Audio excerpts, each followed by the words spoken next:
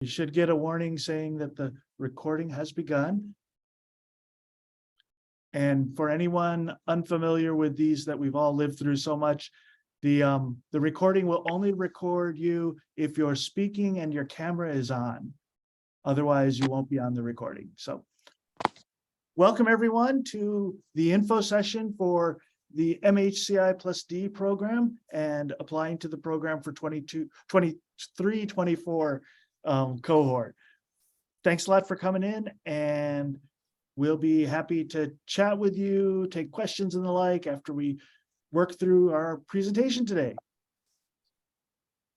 So today, hosting this session, we've got Scott Ichikawa, our Associate Director, and myself, Assistant Director for Student Services. And joining us, that you'll be hearing from a bit later in the day, are 5 current students to share their experience. We have Kat, our admissions ambassador, that probably many of you have spoken with already over the last couple months. Joining Kat is Matt, Mary Catherine, Allison, and Matthew. So you'll see and hear from all of them as we go through, but I just wanted to introduce him here at the beginning as our student host as well. The agenda today is pretty straightforward. We're going to start with a little bit of discussion at the 10,000-foot level of the program structure, the philosophy of why we're doing what we're doing. After that, we'll talk a bit about curriculum, how we put together the curriculum for the year. Then we move into a discussion of career development and career outcomes for the program. A short talk about the application process. We're going to assume that you know how to use the web and can find a lot of information that we put about applications up on the website. So we don't want to make this too redundant for you. After that, student experience, where we talk with our students about what they've gone through as they're in the final week of the first quarter of the program, and hear from them a little bit. And then we'll have question and answer time. You can ask anything that's on your mind about any portion or anything you'd like to ask about. That's the agenda for the day. We're going to move forward to begin with a little talk about the program structure and how this whole process is put together. And to do this, I'd like to introduce Scott Ichikawa, our Associate Director, and he'll talk a little bit about what we're up to here at MHCI+D. Awesome. Thanks, Matt. Thanks for introducing all of us. And we're super excited that all of you have joined us today. Honestly, we're really grateful for your time and your consideration, and most importantly, your interest in the University of Washington and the MHCI+D program. And we're excited about your interest in not just joining us for potentially 1 year, but also contributing to and joining the MHCI+D community. Our program and community are strong because of people like you, people that come to this program from all over the world with different backgrounds, education, experiences, passions, to share a year together at the intersection of design, technology, and innovation. And so to kind of kick off where this program is, I think it's kind of nice to get some context of the University of Washington and how this kind of program got started. It truly is an interdisciplinary program. It unites 4 distinct programs at the University of Washington. It started over 10 years ago with a vision of bringing together different departments focused on innovation and technology.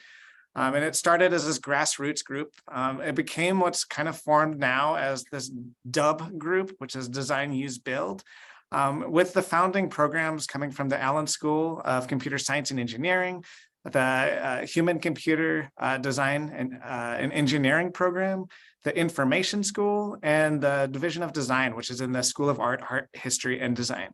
And then that all formed around this kind of idea of DUB, and it became a space to share the latest research in HCI and design. And as this kind of group came together, they realized a lot of the students were spread out amongst their different programs. They had different backgrounds, different skills, and that didn't actually mirror how innovation and technology is actually being shaped and formed. And so the program was formed by these 4 kind of departments to reimagine what education would look like if it was truly cross-disciplinary. It brings together both interdisciplinary faculty and industry to co-teach all of this kind of interdisciplinary cohorts. leveraging our varied expertise in the different fields that we have from the different departments.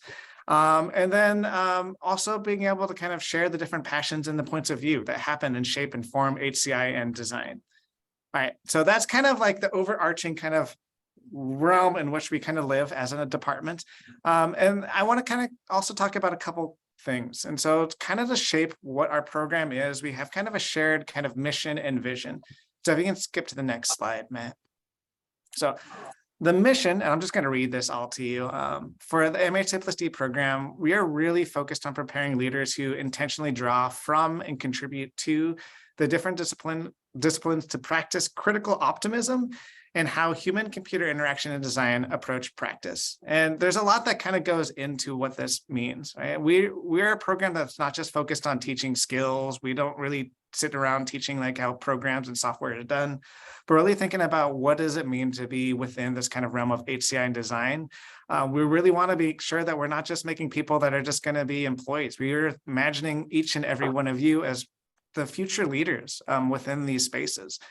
And then also making sure that when we think about where we're heading as a program and as a community and as a field of practice, just to look at what's happening in the world, both optimistically as seeing the potential for all this technology, but also having a critical lens to what this technology does and how that impacts people, society, and the environment. All right, so that kind of segues to the next slide.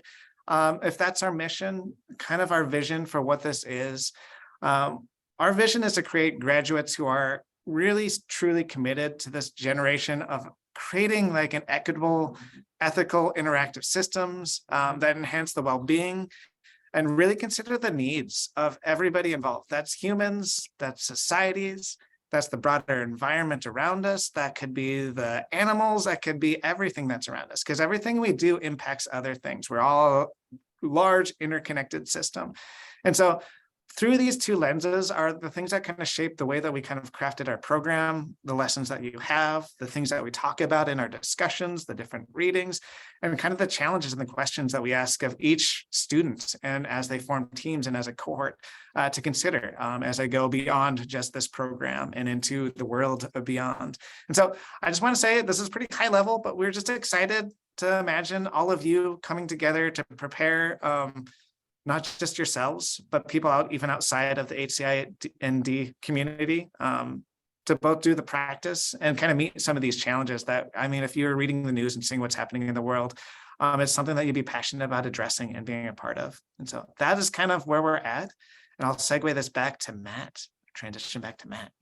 Yeah, so thanks, Scott. And as we start at this very broad level of how we came about as interdisciplinary groups and then move through our vision and our mission, now we get a little more concrete. What does the structure look like concretely? And we operate on a cohort model. What that means is a group of students begin the year together in September and stay together for that entire 11 months, graduating together in August. You don't have people beginning at different times of year and the like. It's a cohort working together throughout the year. That really influences the way that you experience the learning that you do in this program. Cohort size is about 35 to 40 students. That's the target that we're aiming for each cohort. So it's a small group working together for that whole year. We have a dedicated studio space that becomes kind of your home base for pretty much the entire year.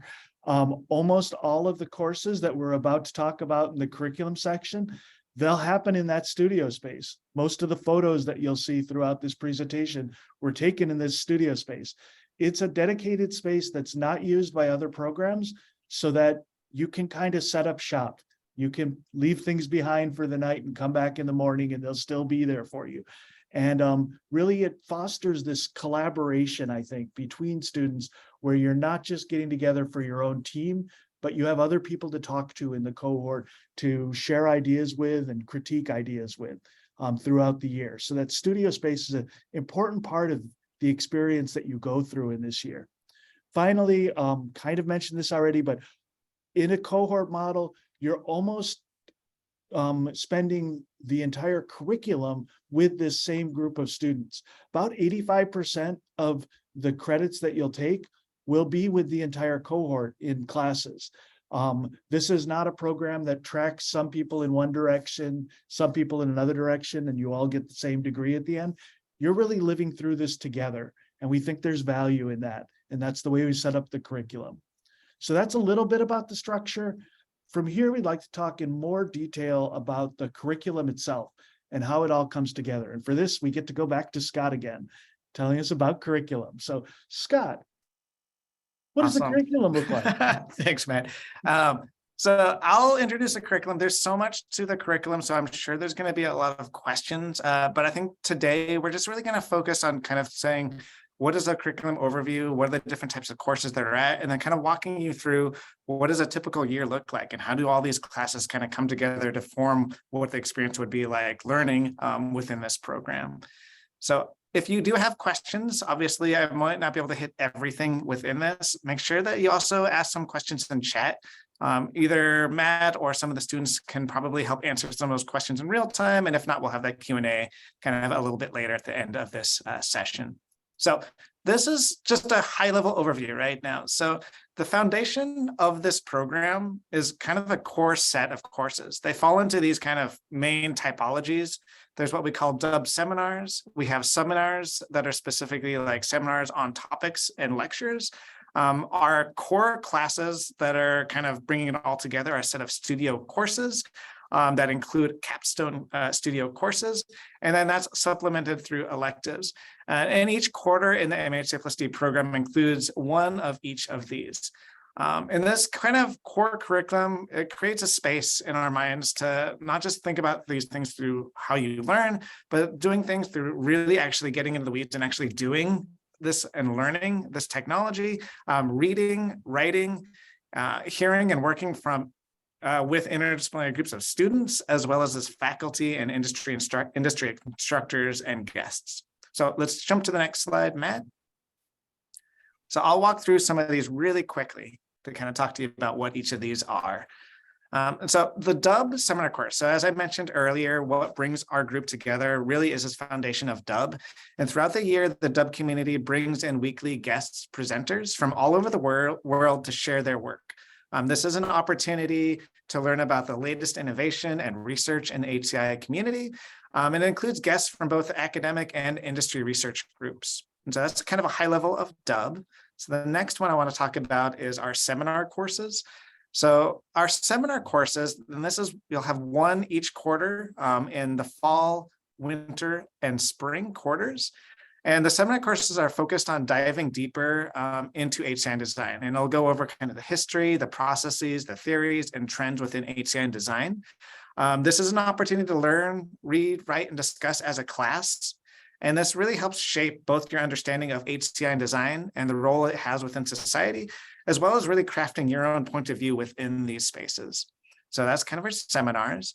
Now, the studio courses are your real opportunity to take some of these learnings that you're learning and really get this hands-on experience of actually doing.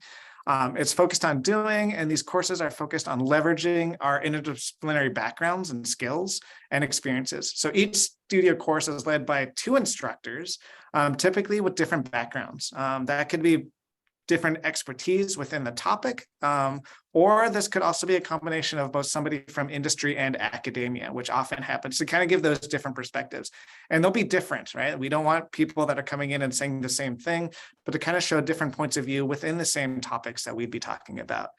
And throughout the year, all our faculty is not just like the same faculty. What we actually end up bringing in is faculty from all the representing programs within DUB. So you'll be getting taught by instructors from the Computer Science and Engineering Department, the Information School, the School of Art, History, and Design, and the Information School, as well as our core instructors for our program.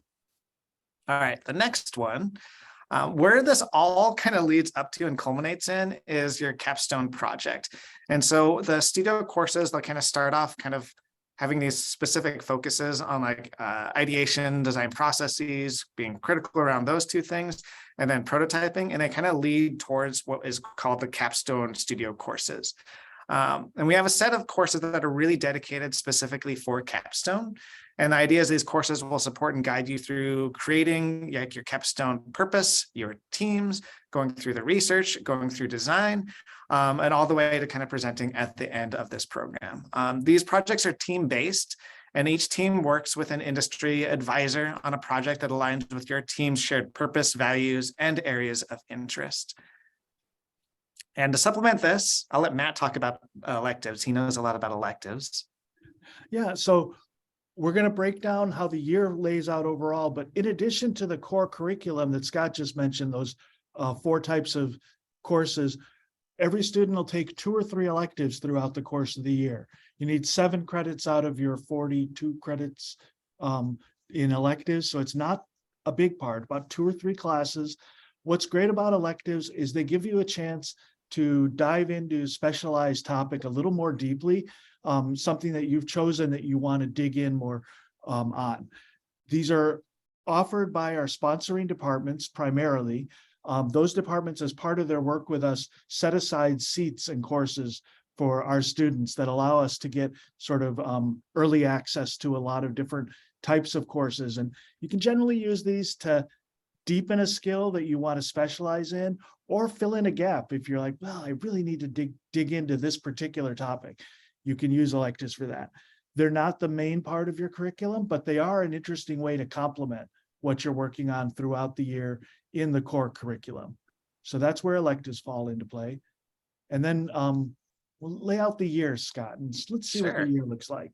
So when you're thinking about all these different courses, there is a structure to how this works. And I kind of at a high level want to say that these aren't just individual courses. And part of our program really works hard to kind of weave these together.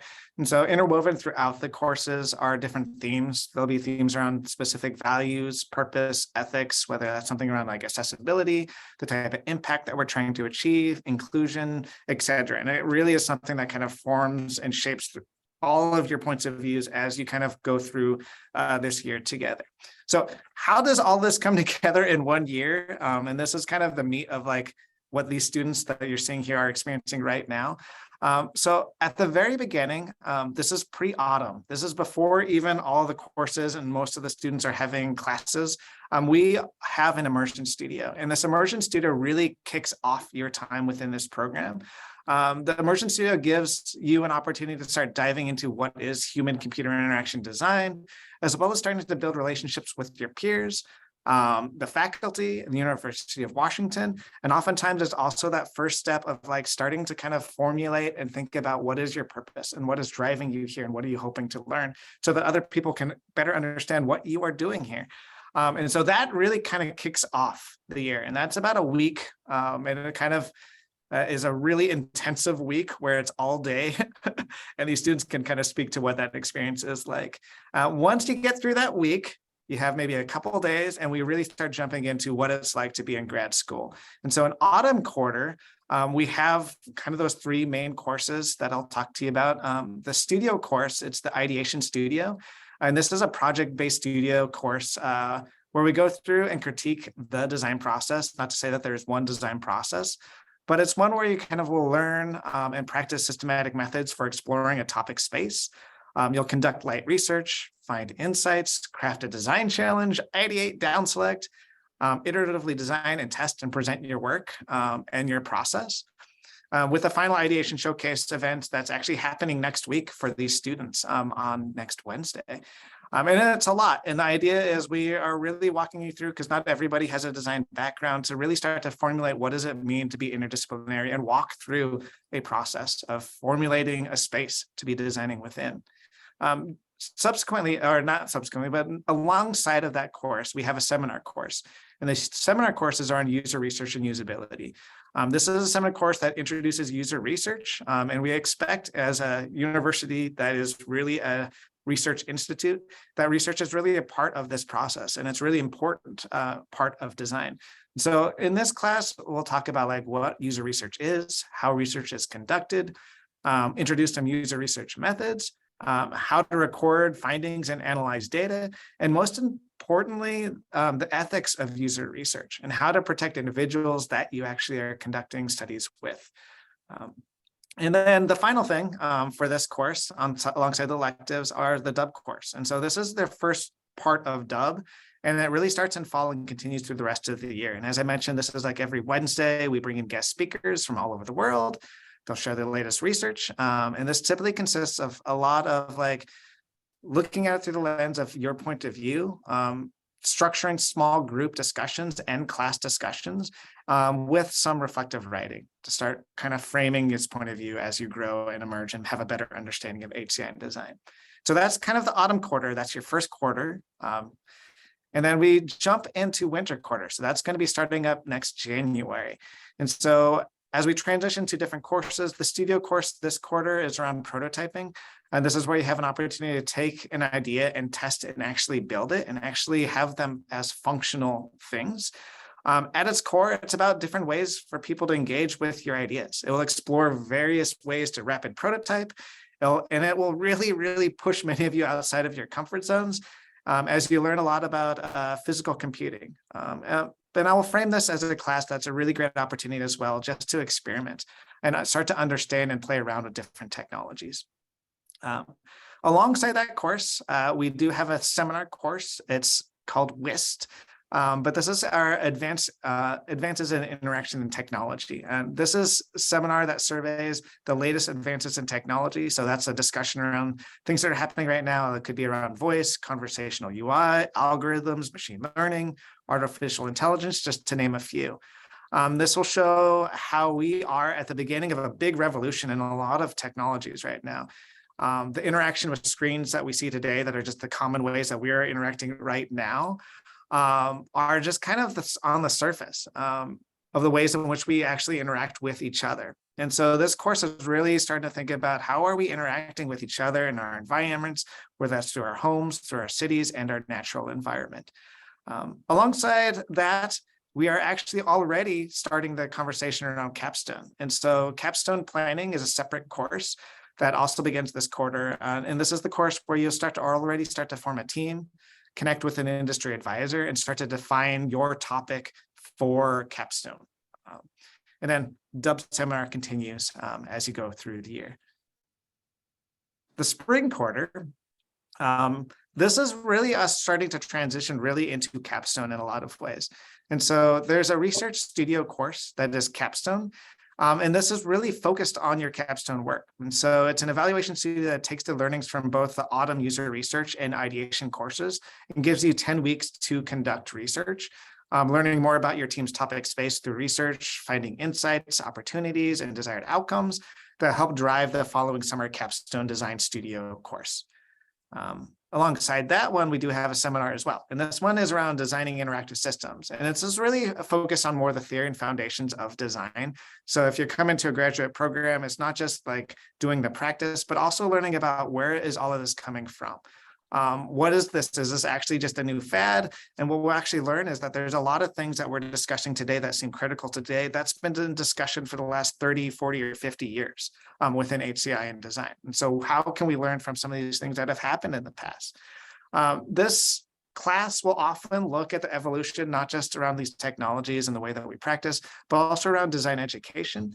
And it introduces more HCI design theories such as speculative design and critical design. So you're starting to take a different lens. It's not just like finding problems and creating these solutions to these things, but really thinking about what is the forms in which we are conducting and creating things and how that plays a role in the things that we do. Dub will also keep going, and this all transitions into our summer. And so by this point, typically all your electives have been completed. The seminar courses are done, and this is really a chance for you to really focus and finalize what your capstone project is.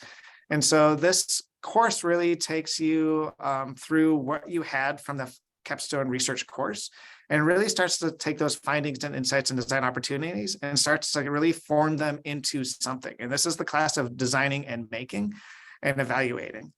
It will take learnings from across the different courses that you have taken and culminates in a final capstone presentation and defense. And so that'll be with your industry sponsors or advisors, as well as your alumni, as well as your other students and the faculty that have been teaching you throughout the year. And then the other things to keep in mind as well, there's also a capstone showcase event, which we'll hopefully invite all of you to as well, and you'll attend. And then we'll also be, as we wrap up the Dub year, the students in this program will be the final presenters for Dub for the year, and they present their capstone projects to this kind of community that we've all been a part of throughout this year.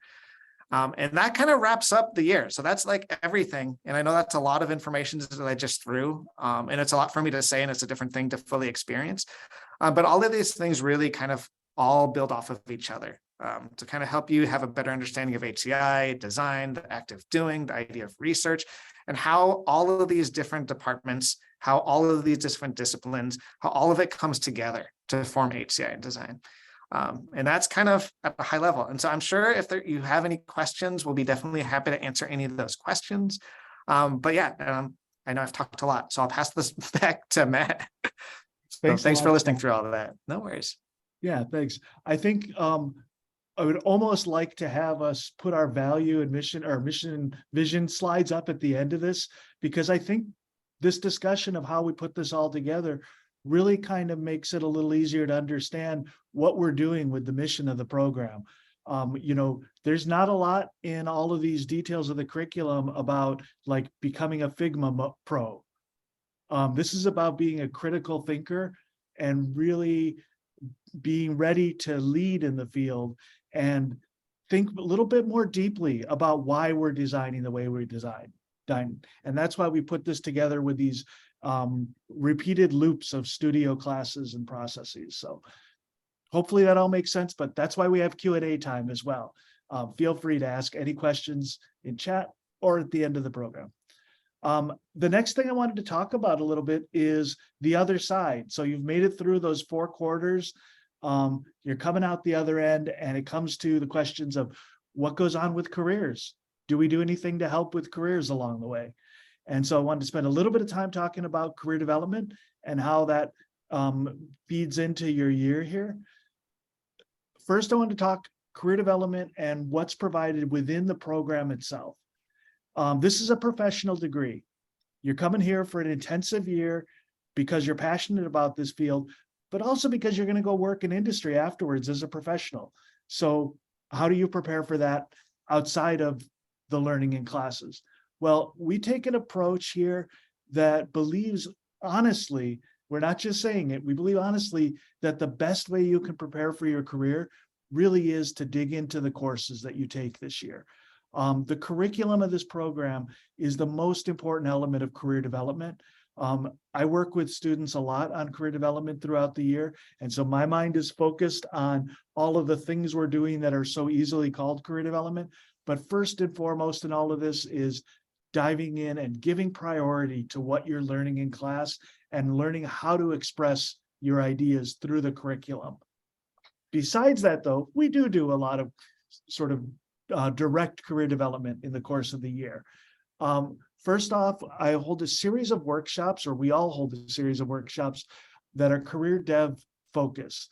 These begin with focus in on sort of demystifying some of the big questions about like what is a career in this field, what are the possible job titles and how do they express themselves both in your own self-definition and in the way that you'll see job titles in job descriptions when you're applying. What does it mean to be a UX designer as opposed to a product designer? Questions like that. We'll all talk about that. We'll also go from there into a series of workshops and practice sessions on the nuts and bolts of the job process. You know, a little bit on resumes, and then we'll talk about each stage of the interview process. What goes into a good phone screen? What kind of questions are asked and how do you answer them? How do you talk about yourself? And when someone says, tell me a little bit about yourself, we'll hold sessions on those and practice sessions where we break up into small groups and you have a chance to sort of try out some of your answers to the most common interview questions. We'll do a lot on behavioral interviewing. These are those classic questions that begin with, tell me about a time when you did X or Y, and how you approach those, how you make your answers really land when you're working on those. We'll talk about some of the oddball pieces of some interview processes in this field, like the whiteboard challenge. How do you put together a structure to be ready for those? And then other little elements along the way. There's an entire dedicated portfolio presentation class in spring quarter that we bring in a creative director from one of the local design agencies. Basically, he says he spends a good portion of every day reviewing portfolios and listening to portfolio presentation. And he draws on his community to bring in a lot of other outside professionals to give you advice and help you get ready for your portfolio, both your online portfolio, but more importantly, the presentation that you'll be doing in interviews along the way. We have a session on negotiating your salary. That's usually a little more fun to think about because you made it through the job search process. All of that we have in a series of workshops and practice sessions, mostly held throughout winter, spring, and summer quarter. We don't do too much of that in the fall quarter because we really do want you to start with your curriculum and your classes and get settled in, getting to know your classmates as well. In addition to all of these different workshops that go on throughout the year, I think an important pillar of career development in this program is our alumni network. Our alumni in this program are incredibly dedicated and incredibly willing to give back to current students and help them in the process. So we are very lucky in that side that our alumni are constantly helping out throughout the year in your career development. Formally, we have an alumni mentoring program that begins in January. I'm right this past week, I've started recruiting the alumni for the mentoring program. It takes one email and I just get a pile of responses back. So we're lining up this year's alumni mentors even as we speak. The alumni mentoring gives you a chance to have, as a student, to have an ongoing relationship with one, usually two different alum, where you don't have to worry about like planning out the perfect informational interview, 30-minute meeting where you ask all of your questions. Instead, you can know you're going to be going back to the same person over and over again. And you can just like have a relationship, have a conversation about what's on your mind, whether it's classes, not class related, or career development, things that you're interested in as you move forward into the job search. The alum mentoring process has become really valuable along the way. And usually those relationships will continue well into your career after you've graduated. Beyond that, we have a series of alumni panels. This is where we bring together a group of like 3 or 4 alumni at a time who focus on the same topic area and talk about their experience in that. So a group of researchers come back and talk about what they're doing actually in the research that they're doing in the professional life after this program. Or maybe some who are working at a big tech company like Microsoft will talk about what it's like to be an alum working in Microsoft and how their careers progress and what they focus on. Design agencies, we always have a panel with people working at different agencies talking about like what is the life as a designer in an agency. Those sorts of panels will continue throughout the year as well to give you a sort of a lightweight way to meet several different alum and then to hear about a specific topic as we go along. There are also happy hour and social gatherings where we give you a chance as a student to interact with alumni. And of course, you can meet one-on-one with alum. You're welcome to reach out to alum at any point as a student. And most of them will be happy to respond and just chat. So this becomes part of your network that really helps you as you're trying to define where you're going in your career development. Beyond alumni and workshops, I think the third pillar of career dev within the program is one-on-one meetings. Scott, Anna, our director, who's not here today, and myself are always happy to meet one-on-one. So there's sort of this curriculum of career development that walks through a series of different events, but you're an individual and you've got questions that have to do with where you are in the process. And oftentimes the best way to do that is to have a one-on-one meeting. I meet with you as students whenever you want to meet. And as alum, I meet with alum all the time to talk about their next step in their career search. I'm meeting with a couple this afternoon to go through that kind of thing. So one-on-one coaching is something that you get not just in the program, but also afterwards. And it really helps you to sort of focus in on the specific things that you want to work on. Beyond the program, there are a lot of other career development related resources out there. I won't go into these in too much detail, but I wanted to once again mention this DUB group that Scott mentioned at the beginning of the discussion. The Design, Use, Build group brings together all of these HCI academics who are interested in the field and are often leading and have cutting edge knowledge about what's going on in the field. This is an awesome resource as you try to develop your perspective and think about different directions you might go. We're also in a big university. This is a large university campus, and as most large universities will have, there are a lot of different centers, including a huge career center that you can draw on as you'd like along the way. There are workshops happening all the time.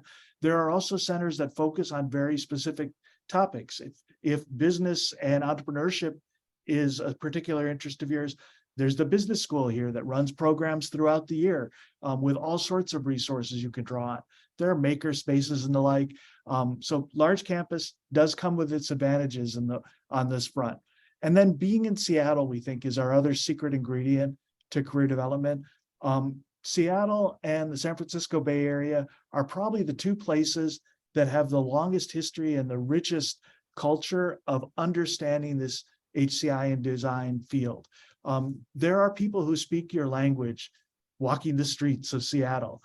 There are big companies here like Microsoft and Amazon, and a robust presence from places like Google and Meta that all have lots of designers and researchers working. You have a chance to socialize with these. They're beyond the big tech companies, though. There are all these other companies and industries where people work in this field and are around to meet with. It's just much more convenient, especially now that we're largely post-COVID, to have in-person meetings with people who are a few years ahead of you in the field or many years ahead of you. The chance to sort of get to know people and understand what's important to them and what you should work on while you're in the program is pretty awesome. That's sort of a benefit of being here in Seattle while you're working on this degree. So those are our career development sort of resources as we go along. I don't talk too much about career outcomes, but the short version of this, and you can read more on our website, is we're fortunate. We're in a field where there's a lot of demand for the skills that you're developing here and the critical thinking that you accompany those skills with. So hiring is still a chore. Getting a job is never easy, but we have a lot of success.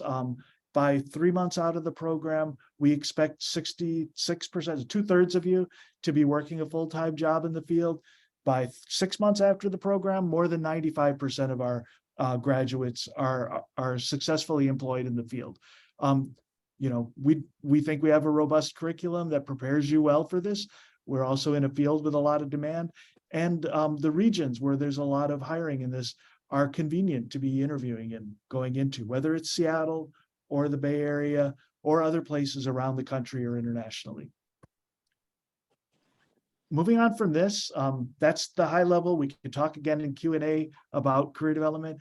Next, we wanted to get into the pressing matter that might be on your minds is applications and what are we looking for and how do you prepare your materials. So first, we thought we'd talk about the question, who's right for the MHCI+D program? We drew up a few ideas of what we think is something that we're looking for. And Scott, do you want to talk a little about this? I've been talking for a long time. Yeah, we can tag team this one too as well. So we want to make sure when you're thinking about applying that you're also thinking about, is this actually the right program for you through that lens as well? So it's not just who is right for MHCI+D, but is this program right for you as an individual who's looking into graduate programs? And so these are kind of a bullet list that we've kind of have talking points around just as considerations for you as you're making these decisions. And so for this program, what has made a lot of students really successful in a lot of ways is making sure that are you actually curious and thoughtful about people and technology? Like, you can't be somebody who's just coming in that's really focused on technology and not actually interested in the human elements to it, the actual people that'll be interacting with it. And on the other side, if you're just solely focused on the people side, are you actually learning about like what is actually happening and what does that interaction look like as they kind of involve these future interactions through technology? And so it's kind of making sure it's like, are you somebody who's curious and wants to learn about it through both of those lenses? The second thing, and I feel like this is not just for this program, but any graduate school, this is a really big school. Like, University of Washington has a ton of resources. We have a lot of different faculty members that are part of our broader Dub community.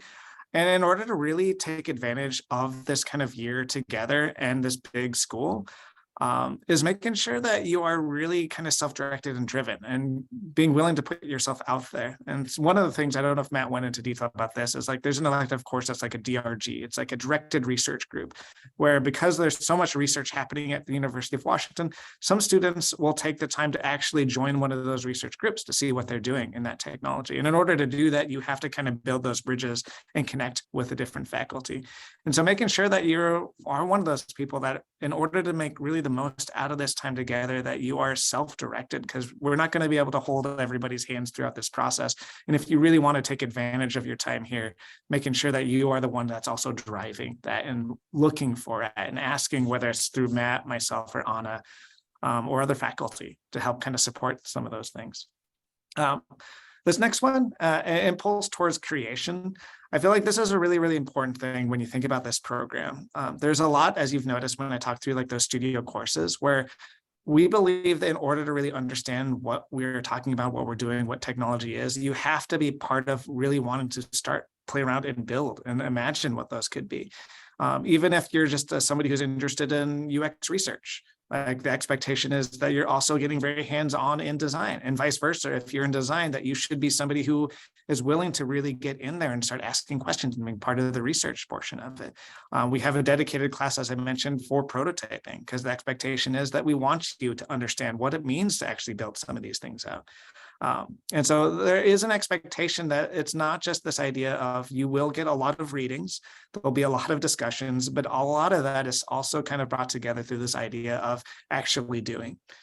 The fourth one, obviously, this is one that is a really big consideration for all of you as you're choosing. Like, there's so many different graduate courses out there, but this program is really intensive. And you can talk to some of these students that are here, and it is really being dedicated for one full year. And some people try to manage jobs, some people try to manage volunteer things or other things, but this is a really intensive year that you will be in for this program in order for it to be a graduate program. And this is both in time and obviously the finances. It's not obviously a cheap program, and there's things that there are ways in which we can get like scholarships, but we recognize too that there's a lot of commitment that comes into this type of a program. The things that I think Matt talked about earlier around this idea of us being a cohort and really a studio model. One of the things that we focused in on this program is you are with the same students for 1 year, and you are really, really, really going to get to know these students. Like, it's really hard to kind of hide in a corner and not be part of this cohort. I'm teaching the ideation studio right now, and it's team-based, and you are part of a team, and you are part of you are a contributor, you are part of discussions, and you're a part of this community. And I really want to stress this idea of like the way that this program is successful is the idea that each one of you come in with skills and experiences, right? Like, most of you are not empty shells. And so the idea is that in order for us to really leverage this idea of a cohort, that you're coming in here to participate and share some of those learnings, whether that's through skill shares with other students. And the final one I just want to talk about really quickly is really, if you want to take advantage of grad school, it's, even if you're still forming this and trying to understand it, is just starting to build upon what is your sense of purpose? Like, what is really driving you? Like, what are the things that you are passionate about, and how can you leverage this time in a one-year program, in a graduate program, to really start to formulate some of those things that are really driving you as a person, whether it's your purpose or your values or your principles as a human. Because that really drives what we imagine around what technology is. And all of us will have different points of view on what that importance is. And that once we spread out beyond this program, that it kind of builds upon those things. And so we can help support what that is and what's driving you. So those are some things that we kind of put together as a bullet list. I don't know, Matt, do you have any other things you wanted to add? You know, I like this list a lot, and I like at the beginning the way that you said this is as much like who's right for this program, and also is this program right for you.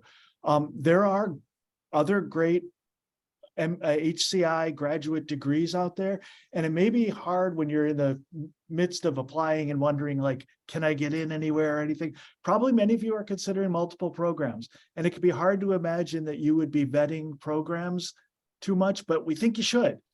And if this kind of a setup, hopefully we've kind of explained some of the setup, but if the idea of being with a family of classmates intensely for a year, or the idea of focusing on one thing for a year, this HCI degree, and not working on the side, or this constant mention of an impulse towards creation and purpose, if those are things that don't resonate with you, this might not be the place to like dedicate a year of your life and the expenses that go with that. We tend to produce, because of our values, I think we bring together a group of people who are pretty unique and really are committed to this. And if these ideas and this curriculum is not sounding resonant, listen to that maybe. But it's the kind of thing to have in mind for every program. Like, what's my experience going to be, and how do they put together their own values and missions? And I'd encourage you for all programs to be looking at it through that lens and saying, does this sound like where I want to place myself for a year? I could see that being the right next step. I think I wanted to talk about the mundane application pieces before we get to our students. So again, not going to go into too much detail about this, but when you're thinking about what goes on with applications and admissions here, the 15th of the next several months are what you want to have in mind. I think Scott said we looked on our countdown clock on our website, and there were about 40 days until January 15th. That's your first big date to have in mind for the program. That's your deadline to apply. That's a hard deadline for all of your own materials. Make sure everything's in by the 15th. We do shut down accepting applications after the 15th. So January 15th, very important deadline. Then after 2 months of waiting, we plan to release admissions decisions on March 15th. So we'll do all of our rounds of admissions and give out results of either your offered admission, your declined admission, or for some waitlist decision. March 15th, 2 months after you've applied, you'll know that. And then you have a month if you've been offered admission until April 15th to make a decision about whether or not to accept that offer of decision of admission. So the 15ths are going to be the key dates in the process coming forward. The application materials, we talk a lot about these on the website. Happy to talk about these in Q&A as well. It's a pretty straightforward application materials that we're looking for. We need your transcripts. You need to have at least a 3.0 GPA. There are multiple ways of calculating that GPA, so look it up on the website. It's not just your overall total GPA as an option. It needs to be from a 4-year accredited institution. You need 3 letters of recommendation, your resume or CV. And then the 2 biggest pieces, I think, are the personal statement and supplementary materials. Those are the ones that, I mean, pretty much that's where you spend all your time working and sweating the details there. That personal statements where you tell us why you're right for the program and why this program is the right next step for you. And then the supplementary materials, this is where we get to see you doing your, like, performing your work at your best in whatever field you're coming from. We enjoy having people from all different backgrounds. So we're not looking at asking you to put together a UX portfolio unless that's where you're at your best right now. Many people are coming into this program to learn how to do that work, and they wouldn't be at their best right now if they were submitting work on a UX app redesign or something from a boot camp. That could be part of what you're submitting, but probably your strengths come somewhere else. And that's what we'd like to see in your supplementary materials. And then naturally, the final part of your application is the application fee for $85. Those are the materials. We could talk in Q&A. You can also find a lot of info on the website, but I think it'd be, couple notes for international students before we jump into our student section. again, more info on the website, but international applicants, you'll need to demonstrate English language proficiency. There are various different tests with required scores you can use, but there are other methods too, like a medium of instruction in your undergraduate degree, or many of you will have a degree in the US or other English-speaking countries for your undergrad degree. So check out the different methods of English proficiency, how to demonstrate that. You need to graduate from a 4-year bachelor's degree. That's often one that we get asked about again and again. The university really requires 4 years. If you went to a 3-year undergrad degree, you'll need an extra year of postgraduate diploma on top of that. And then whatever grading scale was used in your undergrad, you'll need to convert into the 4-point GPA scale. You'll need to perform that conversion before you submit your grades. So those are notes for international applicants. Let's talk about the student experience. Scott and I have been talking at you for far too long already. Now we wanted to bring in our student hosts to ask them a little bit about what they've experienced. As Scott said, they're finishing off quarter number 1. Ideation Studio is started its presentations this week, and the final showcase is next week. Our students are have been going for a month. Going for a quarter now. This makes them experts in what they've experienced and where they've come from. So today joining us, we've got Kat, Matt, Mary Catherine, Allison, and Matthew. And what I'd like to do to get started, I don't want to have this share screen up anymore. I'd like you to be able to see people who are talking. So I'm going to stop the share, and then I'd like to start just with giving each of you, each of our student presenters, a chance to introduce themselves. And maybe if you could just start with a little intro about your background, where you came from before this program, and what were you thinking about when you applied to this program and decided to come here? So I'm going to stop the share, and why don't we begin with Kat, our admissions ambassador, who many of you, I think, probably have talked to already. Kat, what brought you to this program, and where were you before this? Welcome in. Hi, everybody. Yeah, Matt already said I'm this year's admissions ambassador, so I'm super happy to answer any questions you might have. For my undergrad, I did information and interaction design at a university in Austria. That's also where I'm from. I have 2.5 years of industry experience before joining MHCI+D. I was working as a UX UI designer in the automotive industry, designing in-vehicle interfaces.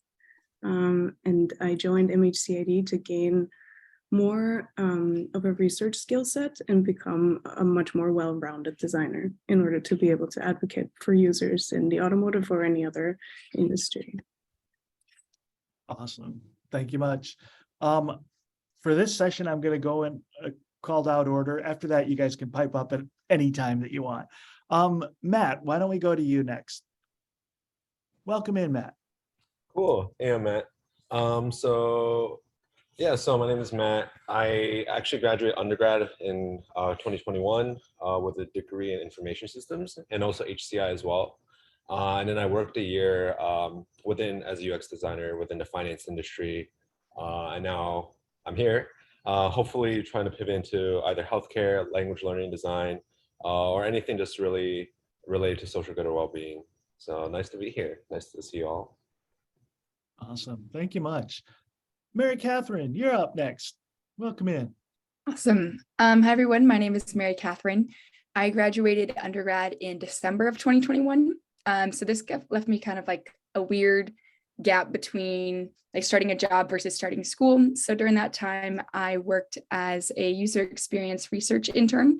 And part of the reason I chose to apply to schools and specifically this program is because I was interested in getting more of a foundation for this UX research. And I also wanted to just explore the design side. I didn't have a lot of experience in design. So I liked that this program was really interdisciplinary and would offer me a perspective on both sides.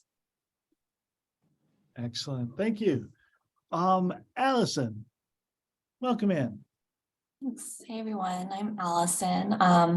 I graduated with a business administration and Chinese double major, and I worked in the fintech industry for 6 years. So I started out as a business analyst, moved to product management, and a year before the program moved into UX research. So I wanted to join this program to get more of that foundational background in design, and also be able to pivot industries.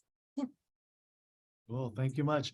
And finishing off our cabal of Matts in today's presentation, Mathieu, welcome in. Hi, everyone. So my name is Mathieu. I'm from Montreal. My undergrad, I studied information systems and marketing. And after graduation, I went on to work for an e-commerce consultancy as a business analyst for about 2 years or so. For MHCI+D, I wanted to pivot towards a new career, product designer or UX designer. Not sure what my title will be in a few months, but yeah, I definitely, I think I picked MHCI+D for the hands-on approach, lots of work, like studio work, the compact size curriculum, and good, a good alumni network. Awesome. Thank you all. And I think just from those brief introductions, you can begin to see some of the various backgrounds that come into each cohort. It really is a good mixture of people. We think you're going to spend more time with your classmates than with any instructor or staff. So it's really beneficial to have a group of people together where you're always like learning something new or something interesting, whether it's related to the field or life in general. We value that a lot. You'll see different, immediately out of undergrad through experienced workers and the like. That's a really valuable thing to build into the cohort experience, I think. I've started to glance at chat a little bit. I wanted to ask y'all, you've made it through a quarter so far. What is the day-to-day experience like, both classes and beyond that? How have you found this first quarter to be? Been relaxing, chilling, just enjoying yourselves, or how's it gone? And I don't need to call on anybody in particular, just speak up. Mary Catherine. I'd like to start this one because I'll be honest, it was really different than I was expecting, but in a good way. So when I first got our first quarter schedule, we have class Monday and Wednesday morning, Tuesday night, and I have my elective on Thursday night. And that left just so much time in my day. I didn't have class on Friday. I had all day, Tuesday, Thursday. And I was like, what the heck am I going to do with all this time? Everybody said it's so crazy and intensive. Am I really going to have that much homework? And it turned out to be like a mix. So kind of as you're figuring out your classes and settling in, you do have a little bit more free time. During those times, you don't have classes to figure out, just adjust to some of the individual assignments, get to know your teams, starting your group projects. But now kind of we're in the midst of our final presentations, and those days are no longer like free days. I'm in a lot of group project meetings, but it's in a good way. So I spent a lot of my day at the studio and I'm meeting with different teams, and it's very hands-on. It's very collaborative. You're not sitting there like, oh my gosh, when do I get to go home? It's like, wow, look at all this progress we're making. This is a really cool time to hear each other's just thoughts and perspectives as your projects are evolving. So it was very different than I expected going in, and I didn't know exactly what to expect, but it's a really good balance of project time and personal time in my experience, at least. Thank you. I can only second what Mary Catherine said, but then also tying back into what Matt said about you're not only learning from your instructors, but you're really learning from all the people that joined MHCI+D. I have learned so much from the people that I've been collaborating with. Yeah, it's just been a joy.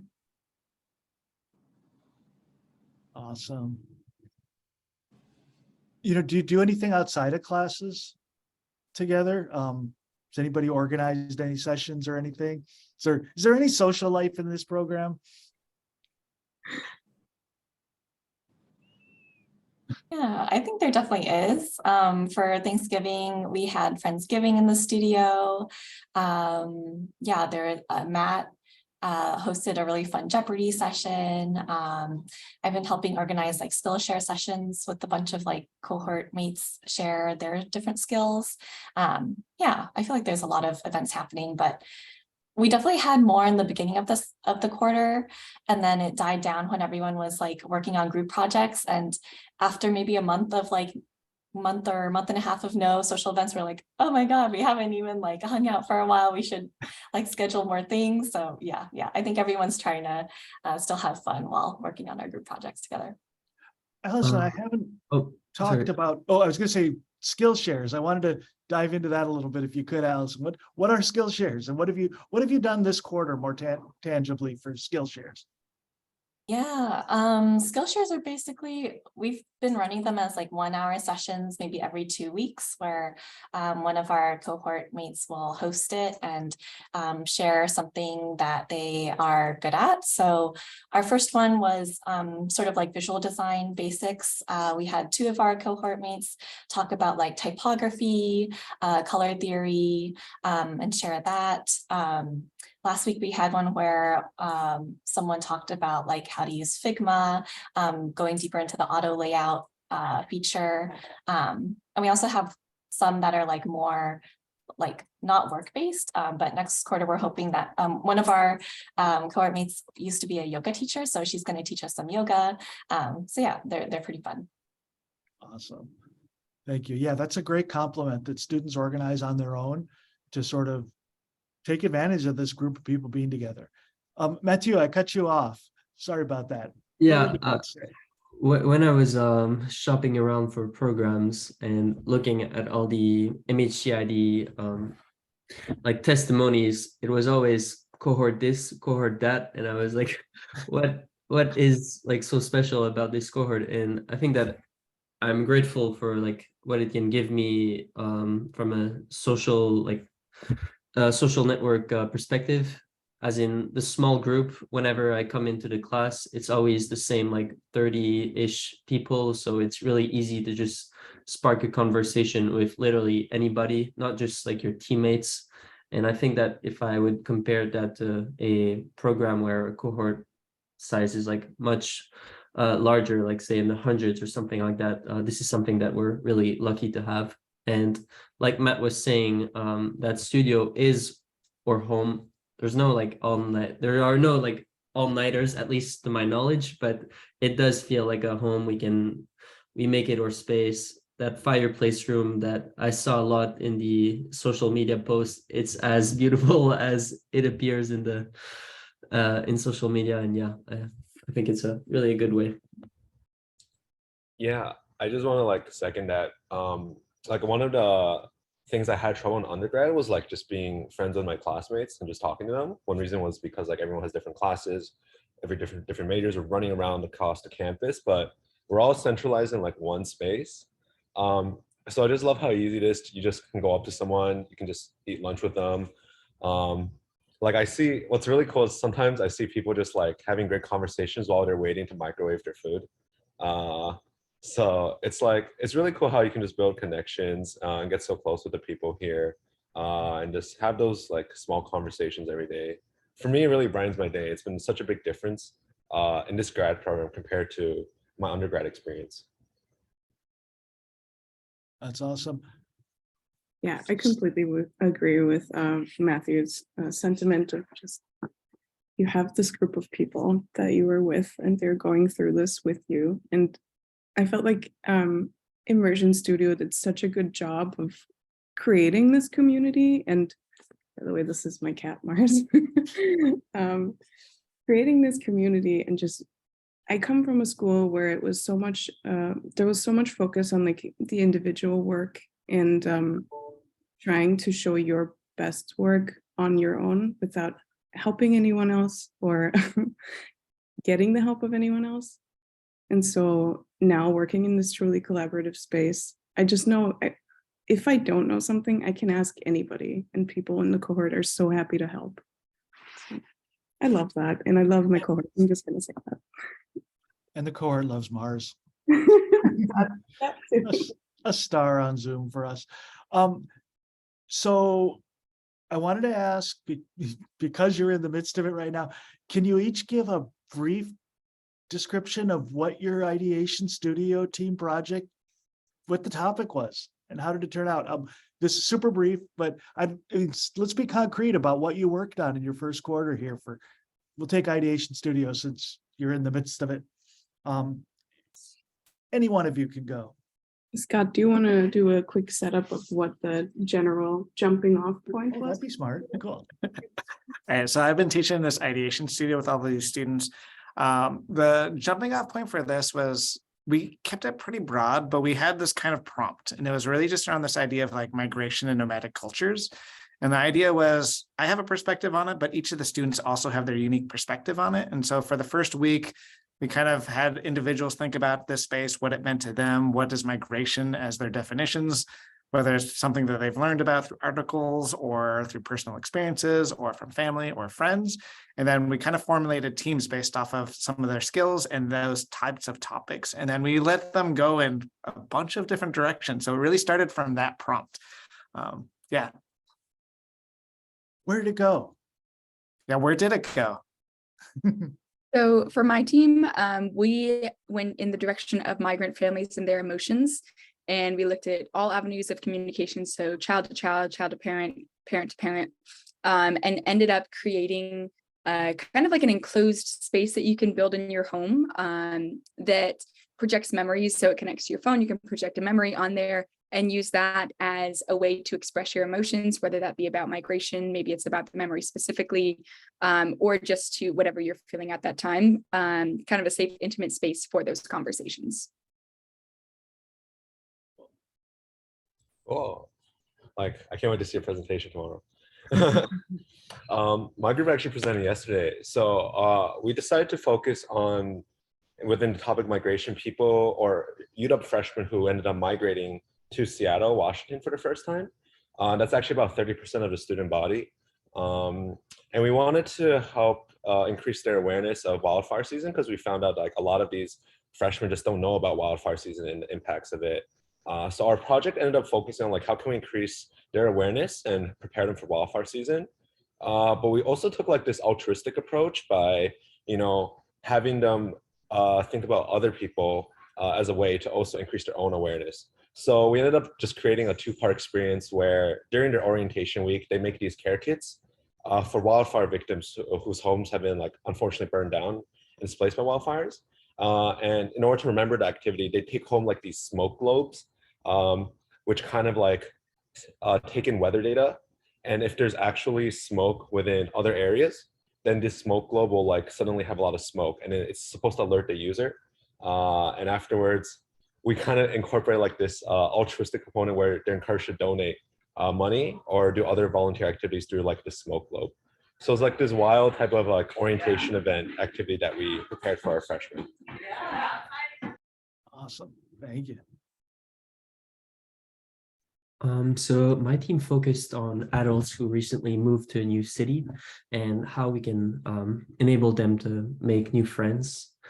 And we kind of wanted to take a step away from platforms like Meetup or say Bumble, BFF that are a bit on the fast-paced category. And so we took a step back and we explored the idea of like a pen pal service. So in order to make those connections a bit more thoughtful, slow driven, but at the end, a bit more like a deeper connection between the participants. So it's been really interesting working on like the matchmaking process and also a product that is both digital, say like the platform online, and physical when you would receive a kit to do the pen and paper letter exchange. Awesome. Thank you.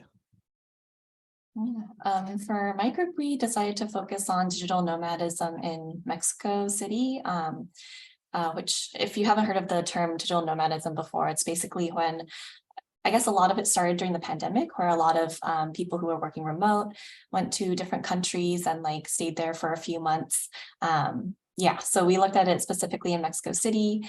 There are a lot of like big issues going on there where there's a lot of gentrification happening because more high-income individuals are coming into the city, can pay more rent. There's also some like discrimination going on where locals go into local businesses and they are sort of denied tables because the like restaurants would rather have higher paying people come and like spend more money. So it is pretty hard to address all of these like big issues. So since we didn't have much of an insight into like the Mexican government, we sort of thought of how can we sort of create like a grassroots movement to have digital nomads get to know locals and sort of gain perspective on what's happening and like understand their impacts. So I made this experience where they go on like it's like a food experience. So they go on this whole journey to create like a local Mexican dish. They go on a scavenger hunt through the city, go to local stores, get to know like the different neighborhoods, pick out native ingredients, come back, cook together, and talk with each other, and hopefully sort of create a bit of camaraderie between them, so that at the end they can talk about harder topics like gentrification, privilege, and gain awareness on these like harder issues. Yeah, so that's what my group is working on. Cool. And Kat, what have you got? Yeah, so my team was investigating how international students who are studying in the US and after graduation, how they enter the US job market, and how we were trying to find out how we can support them in their networking, because networking is has been found to be the number one best way to find a job. So for people who come to the US without really that social network and the connections, we were trying to figure out how do we help them make those connections. Awesome. Yeah, so quite a variety, all centered around the topic that Scott mentioned, that began with this sort of vague idea of migration and moving, and what does that mean? And this took different directions, including things like salmon migration. So wildfires and salmon were the natural side. We had families, adults, students, all different realms. But that's what's been going on this quarter for them.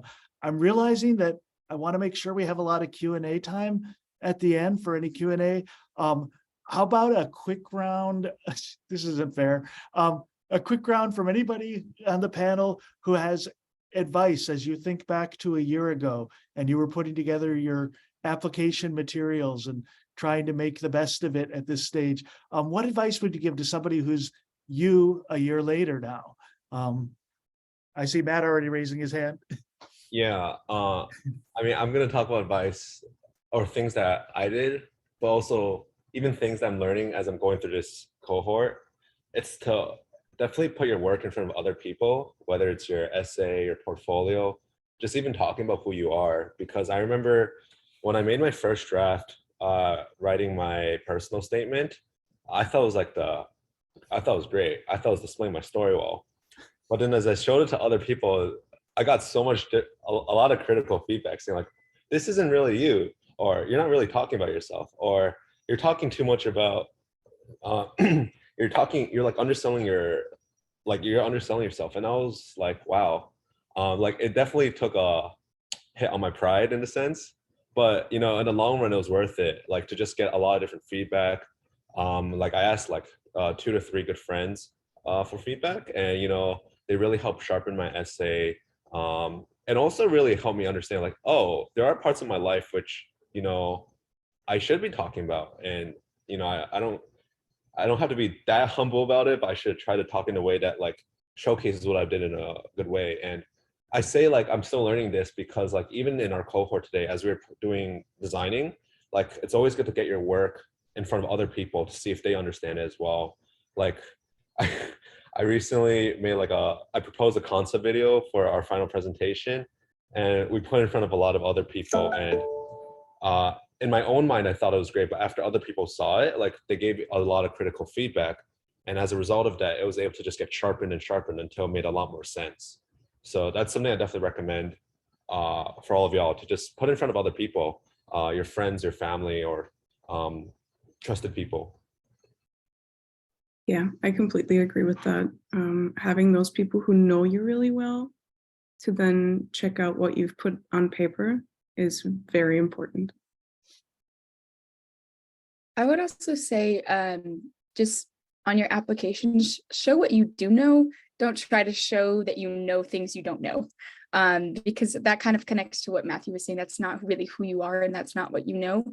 You have skills from different industries or different backgrounds, whatever those are, and those can be related to HCI in indirect or direct ways.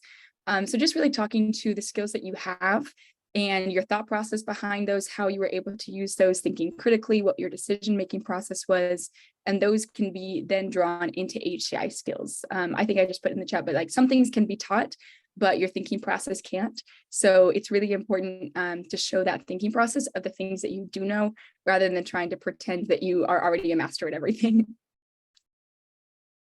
Scott, I'll interrupt really briefly. Scott and I were just talking this morning about admissions criteria and priorities, and exactly like Mary Catherine said, we're very much not looking for the 30 to 40 best UX designers out there to come join us.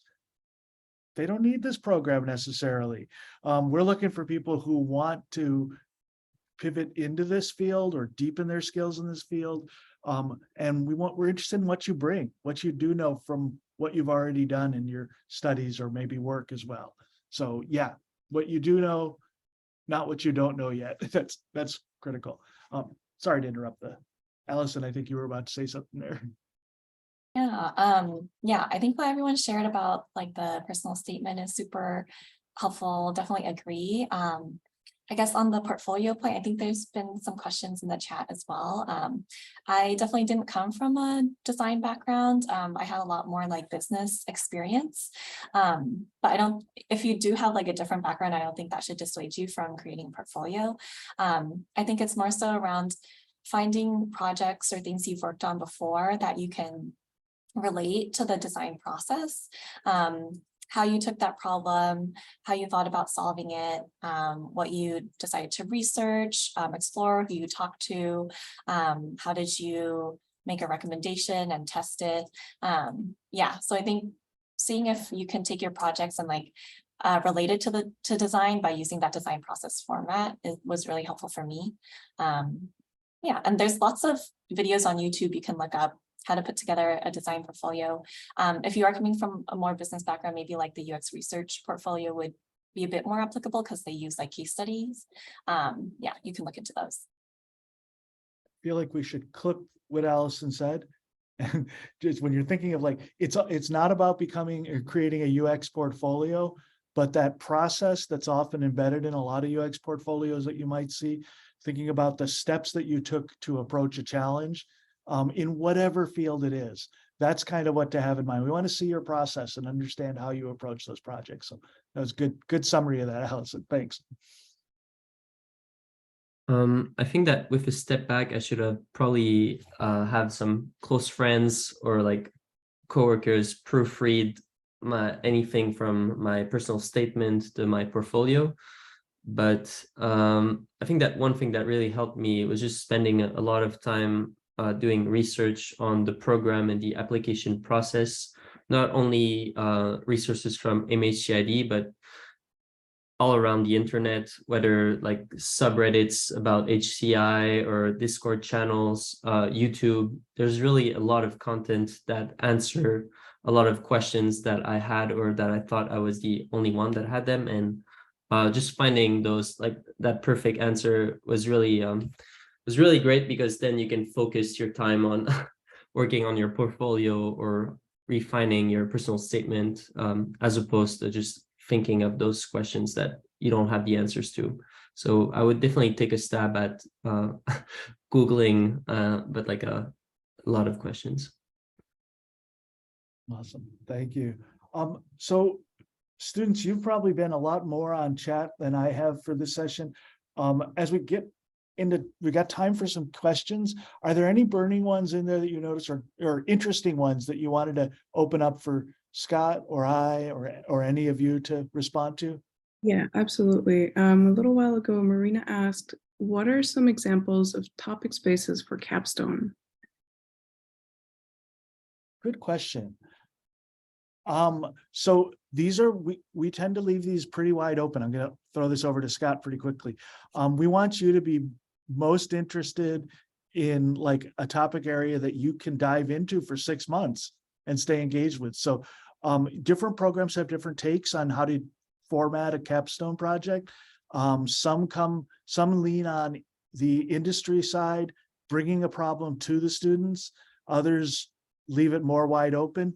We do a little bit of both, but we've tend to prefer the side of leaving it open to you as a student group to define your own project area space. Scott, what are some areas that people have explored in past years? I mean, it's so broad. I feel like this is the, like Matt saying, it's like a lot of times, like we put a lot of themes in front of you to kind of get you into these core studio courses. But once you get into capstone, a lot of it is framed around like, well, what are the things that you are really passionate about as a group, right? Like, what are the things you're trying to achieve? And so some of them will be around a broad range of topics. Some will be like emerging technology, thinking about like how people are interacting with specific technologies and embedding that into somebody's lives. Some people are just really focused on education. Some people are focused on like small discrete problems that they've seen and witnessed around the world, right? So it's like, I think there was a group last year that was just focused on like the pet adoption process.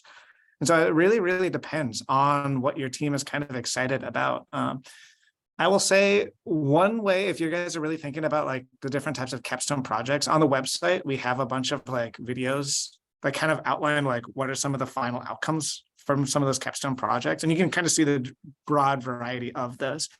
And people push themselves in different directions. And I think one of the things that I think maybe we could have done a little bit better job at is how much the teams really dictate what you actually create as well. Right? Like within this group, we have a lot of like research and UX and PM and some psychology as a background. And business side of things, right? And then, but we also have like engineers. So suddenly, what if you add engineering to those lenses? And people will be building out like one team I remember went really deep and imagining it's like, what is it for XR? And what is it for like helping people bridge the gap between like us as people practitioners that have been practicing for maybe like 2D or different types of spaces to be able to kind of grow and expand into these other areas that we're not comfortable in. And that technologist was able to kind of add that lens into it. And then likewise, I think there was a question about like architecture. Right? And like, there's a lot where there's like this idea around like, well, we don't just interact with these objects, we interact with spaces. Right? And like thinking about those skill sets that you're already bringing to the table and how that can influence potentially the directions and the things that you're interested in. And so I would probably say like, be inspired by some of that, but also be, as you're thinking even about your personal statements and your purposes, about like, what are the things that you are passionate about? What are the things you're really interested in? And then you'll probably find that there's probably people with very similar things that they are interested and passionate about. And then how do you take the different skill sets to actually come together as a team and find a vision together on that? So yeah, it's a good question, but it's a broad question over whatever. We've had 9 cohorts so far. And when you leave it open, it becomes this open playground, and it's amazing the variety of different directions teams will take. There have been teams that have, I think Matt mentioned, that have been like focused, like they have a specific thing that they are good at and that they know, and that has dictated some of the projects a little bit. I mean, that's the kind of a conversation that teams will have with their advisors, whether that's the direction they want to take, or if they have a specific thing they want to focus in on. Hopefully that helps for sure. Thanks much, Scott. Yeah. Yeah. I think there was a quick question early in chat about capstones, that are the students expected to bring their capstone advisors to the program? We'll find the advisors and the industry folks. We bring those in, and then there's a process in capstone planning where you get to know about all of them and form teams around them. So you're welcome to suggest people. We welcome those suggestions, but no, you don't have to come with your own industry side ready to go. Matt and I just had small group meetings with all the students. So we met with about 3 or 4 students, and we kind of talked about the different verticals, different areas and different things people are interested in. And some of that also helps us when we're reaching out and trying to figure out who are those right advisors for our team. So there is a little bit of like, we want to know what some of y'all are interested in as well. Maybe there are areas that we haven't been super focused in on, that we can find people that can kind of represent those communities as well.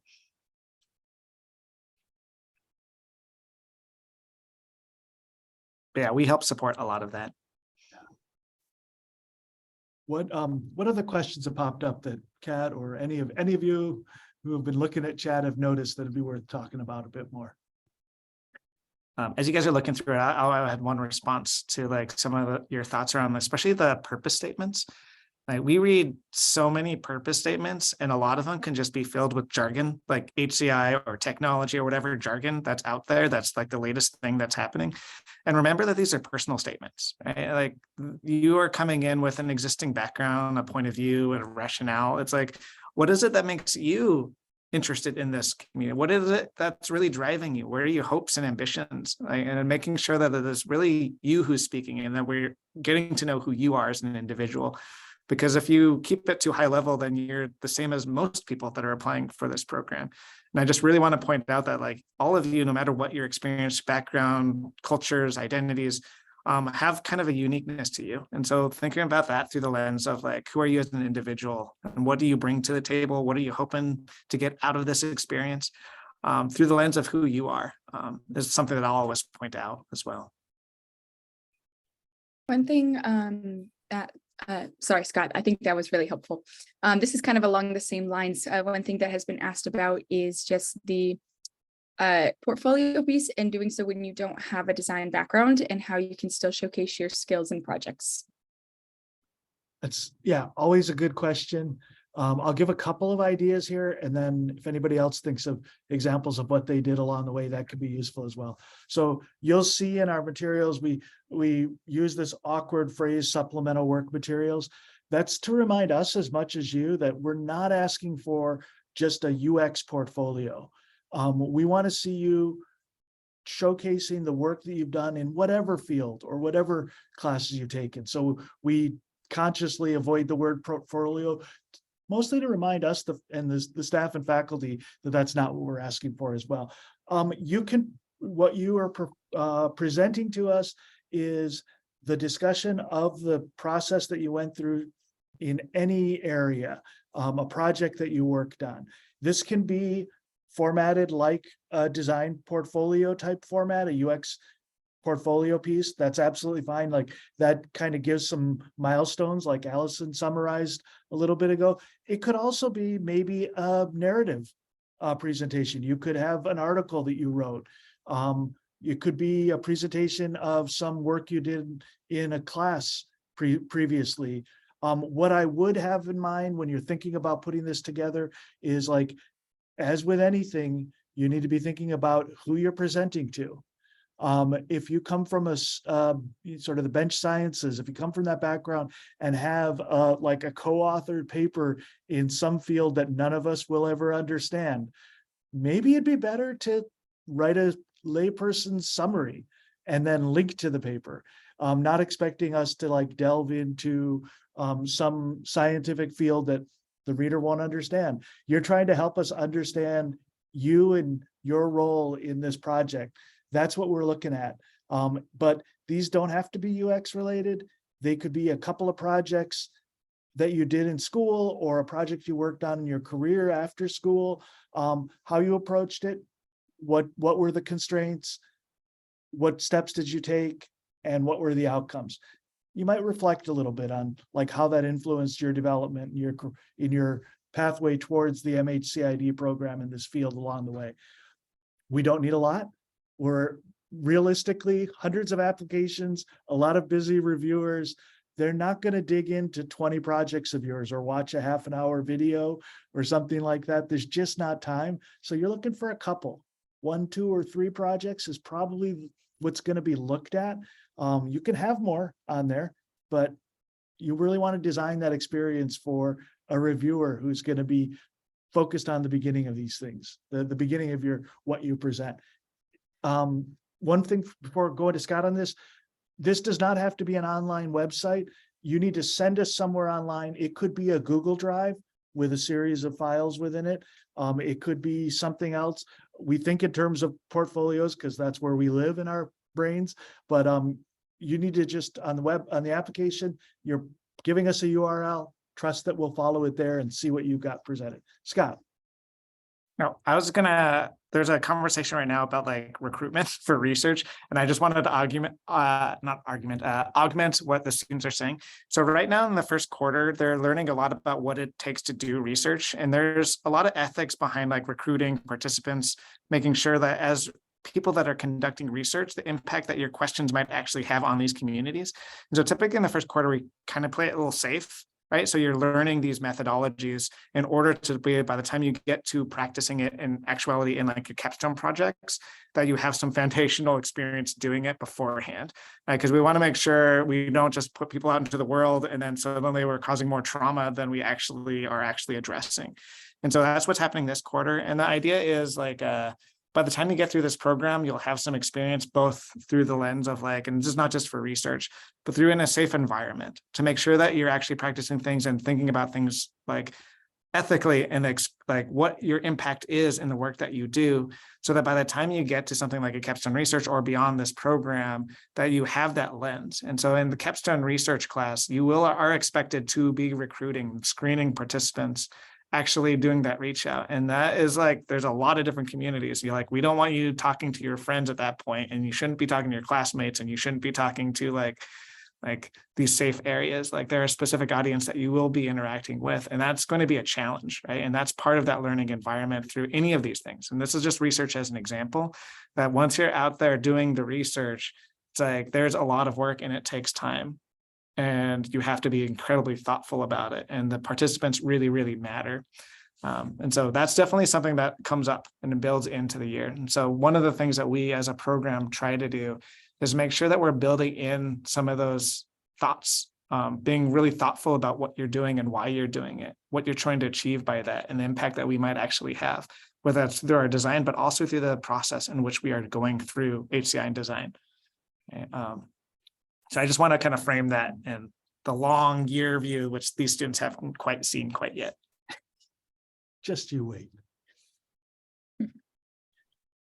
We have one question come up about interviews. Do we do interviews? So practically speaking, no. We reserve the right to interview any applicant in the process. We use that very, very rarely. So expect the answer to be no. You don't have to prepare for an interview. In the last couple of years, I'd say in the last 3 or 4 years, we've done one interview. So it's a very small portion. Don't worry about an interview. We'll reach out if we need to. Awesome. I'm conscious that we're beyond time a little bit. So any last burning questions we should hit? I think we covered everything in the chat, but if somebody has another question, now is your time. I'll mention you can always reach out to me at MHCI+D, the program's initials, at uw.edu. And Kat as well is happy to answer things. I'm sure many people in this chat here are always willing to as well. So we can get you directed to the right person. We can answer any questions for you along the way.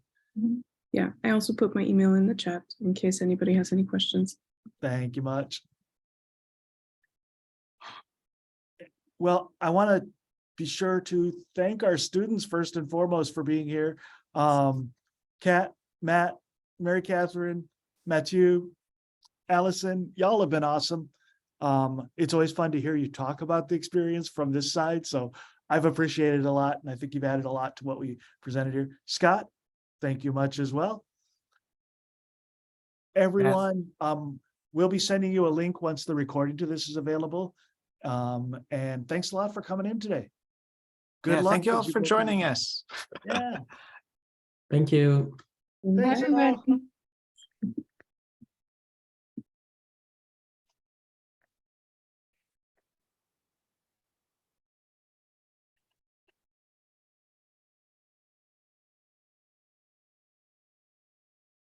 All right. Bye, Scott. Bye, Matt. See you, Matt. Bye. Have a good rest of the day. I'll probably see you soon. Yep. I'll probably see you later.